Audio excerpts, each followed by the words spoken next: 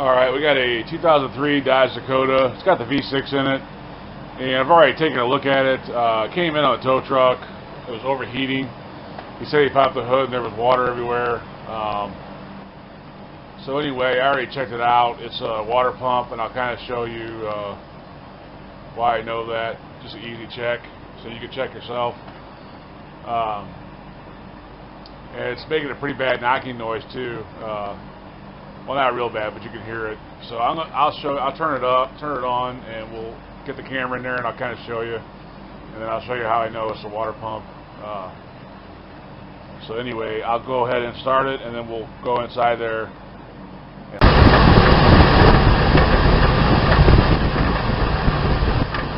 All right, so you kind of hear that knocking noise or rattle noise. Hopefully the camera's picking that up.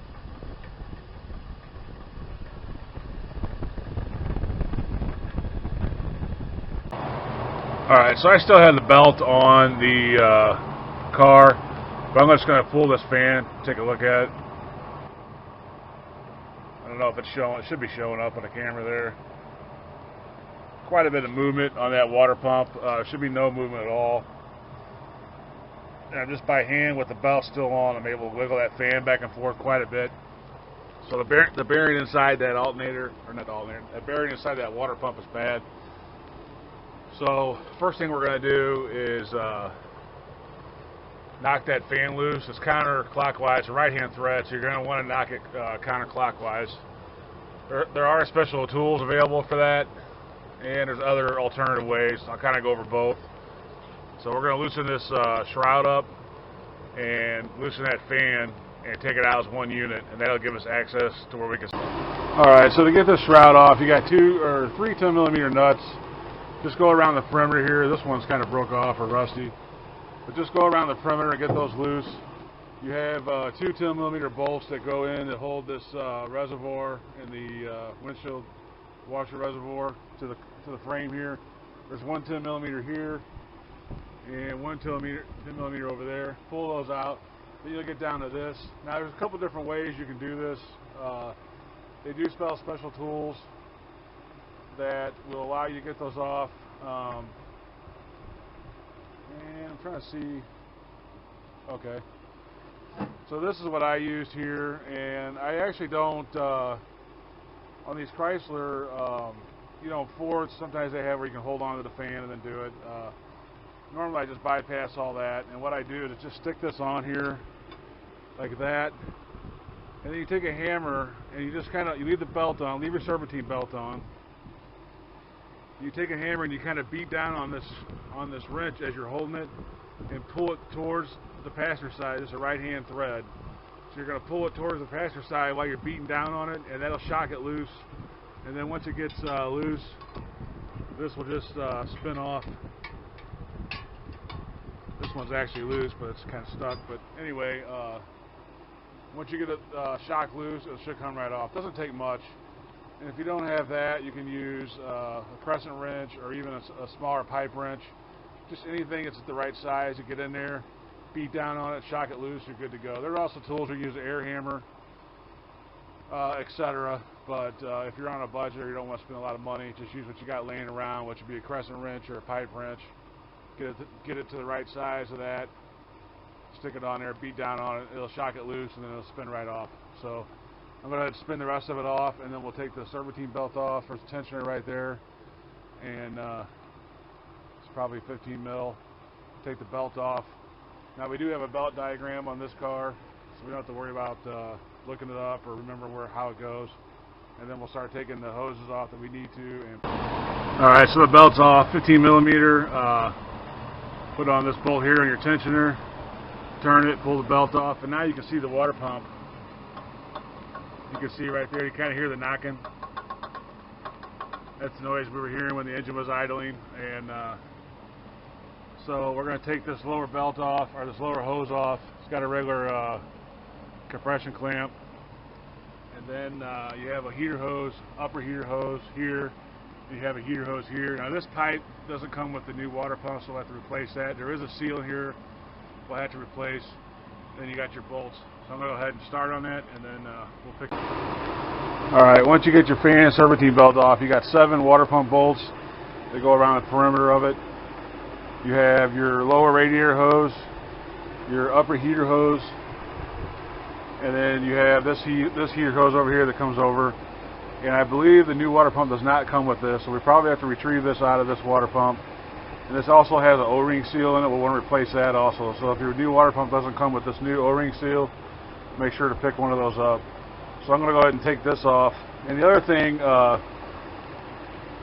this water pump only has 2 different size bolts. It has real long ones on the 2 ends, and then it's got shorter ones. This one's shorter.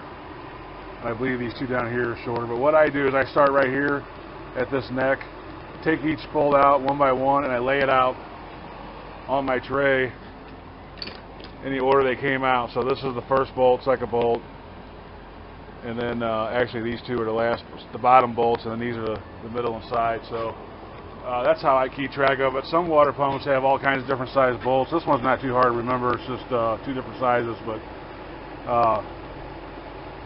just remember that, or figure out a way to keep track of them. So we got to clean up this engine cover here, the timing cover, and we're going to have to probably pull this out, and then we'll be ready to put the new one in. So I'm going to go ahead and pull this out, and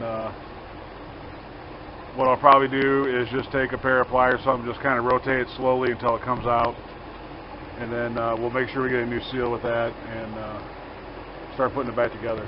And we'll have to, of course, you're going to have to clean this all up. You want that nice and clean before you put the new one on. So I'm going to go ahead and work on that stuff. Alright, so the new water pump does come with a new seal here for this heater hose. And it's very, you can barely even see the seal still on there. So what we're going to do, I'm going to take a pick and pull that seal off and clean it up. And then we'll install the new one on there. So, and this is how I got it off. I just put a pair of vice grips lightly around it and just rotated it back and forth, up and down until it finally came out. They're not in there too bad. So, anyway, I'm going to go ahead and clean this up, remove that seal, clean it up, put the new seal on, and we'll put a little oil around that seal, and then we'll install the new water pump, which is here. And I still got to clean up the timing chain cover, and then we'll put this gasket on. Alright, here's a piece of the old O-ring right here. It's real brittle and basically nothing left of it. Went ahead and clean this up and put the new O-ring on there. And I'll just put a small dab of oil around this before I install the new one. This is the old pump. And then I'm just going to go ahead and put a light, little bit of glue just to hold this in place against the pump so it doesn't slip when we're trying to put it on. And go ahead and get the bolts cleaned up, and then we'll make sure that the timing chain cover is clean again. And then, alright, so I'm going to go ahead and clean up the bolts. You can see there's a lot of corrosion on these bolts, and on this one here there was a lot of sealant on there. So all I do is just put them in a buffing wheel, just kind of rotate them.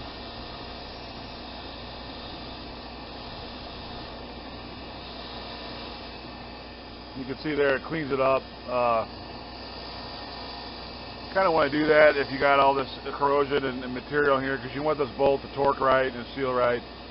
So it only takes a few minutes, and it's a good thing to get into. If you don't have a buffing wheel like this with a grinder or whatever, you maybe try a bristle brush or something like that. But either way, you want to get most of this corrosion and sealant off these bolts. So that's just a quick tip on that. So these torque. Alright, so you can see here the timing chain cover is cleaned up. There's no more gasket material on it. A little bit time consuming with a car this old. Sometimes that stuff's really hard to get off. But anyway, it's all clean. So now we're just going to set that water pump back in here and hook the hoses up.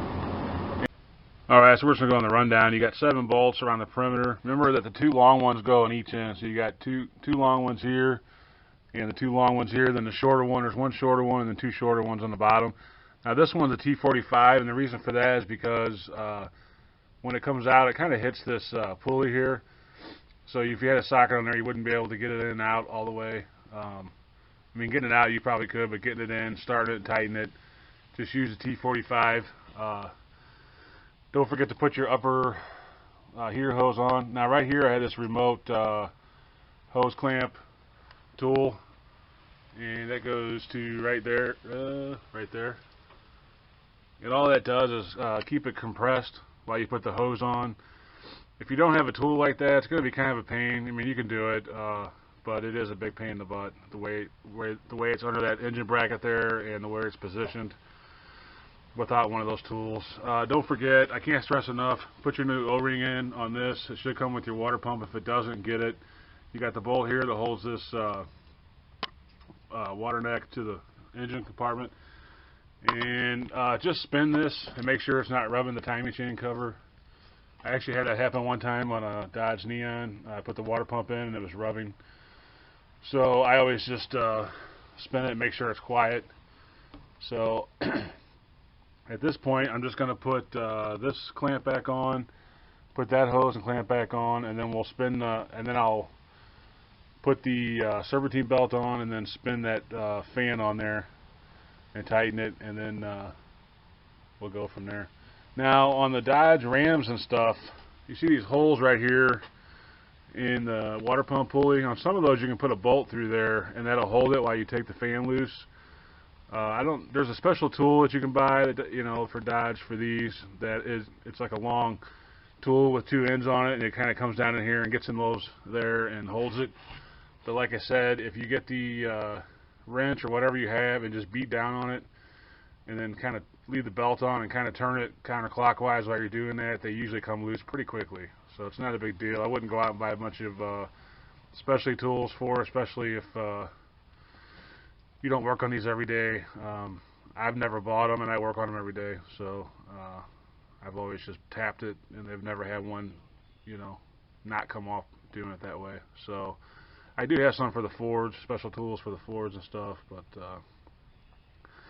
anyway, that's neither here nor there. So I'll just go ahead and put these two hoses on, and then we'll put the serpentine belt on and start putting the same button. Anyway, here's a better look at that tool. This is a remote hose clamp tool, and you know this clamps on the hose, and then you press this down. This will lock in wherever you press it down, and it's just, I don't use it all the time, but it does come in handy sometimes with these remote areas, especially you know, if there's something in the way or whatever. These work pretty well. It's a decent investment. So like I said, you can probably get by with it most of the time, and you could probably do this one too without that, but it just makes it so much easier. It's worth the money just to pick one up if you know, if you work on cars a little bit. So anyway, that's just that tool, and they sell all kinds of different ones. Can I take you over? I got a whole drawer of different ones like that. You know, they got some with different angles. Like this one's kind of angled. So, yeah. Anyway, that's all right. So I got the belt back on. One thing I forgot to mention: those bolts around the perimeter of the alternator are 30 foot-pounds. If you want to torque them to factory spec, and I do recommend putting the belt on now instead of waiting until you put the fan, shroud, everything back on. It's much easier just to put it on now, and it's, well, now it's much easier. It's way easier to do it. If you don't have a wiring diagram for your belt, then here's the one for a 3.9 Dodge with AC. If you don't have AC, then it routes this way. So yeah, now we're just going to spin that fan back on, tap that, give it a couple good taps the other way towards the driver's side, and then we can start putting the shroud back in. Alright, so I put this reservoir in first. We'll put that shroud in last. And you have one bolt down there. It's very obvious. Plus, if you got it out, you know where it's at anyway. You have your hose for your power window, not the window washer. And then you have two connectors that go in. And those are just regular push connectors. So you just snap them back in once you get them in. Those two there, you got that bolt down there. And then there's one bolt over here, right underneath the upper radiator hose. You can't really see it, but if you use an extension at 10 millimeter, you can get to it. So now that's back in, we'll go ahead and put this shroud back in. If you remember right, that's 3 nuts that go on there. And then this thing, we'll fill it up and it should be ready to go. We shouldn't hear any more noise when we start. Alright, so you can see here it's running. I got the heater on, and there's no more noise coming from the engine. I'll go ahead and shut it off. So anyway, you can see here the noise is gone, and shouldn't have no more leaks. So I'm going to go ahead and fill it up. Just turn the heater on and let it run, fill it up. Let the thermostat open up, and then fill it up some more and check it, and you should be good to go. There's not a big procedure on this, bleeding procedure on this one. So anyway, that's pretty much it. We'll go ahead and end this out. Probably the most challenging thing for someone that doesn't do a lot of these is the fan. It might hassle you a little bit, but if you do what I said to do, you should be good to go. It shouldn't take that long, and usually a couple good hits and they'll come loose. Just hit down on it and pull at the same time, and it should come loose. So that's about it for a water pump on a Dodge Dakota with the 3.9 in it. Thanks for watching. Hope to see you on the next one, and as always, God bless.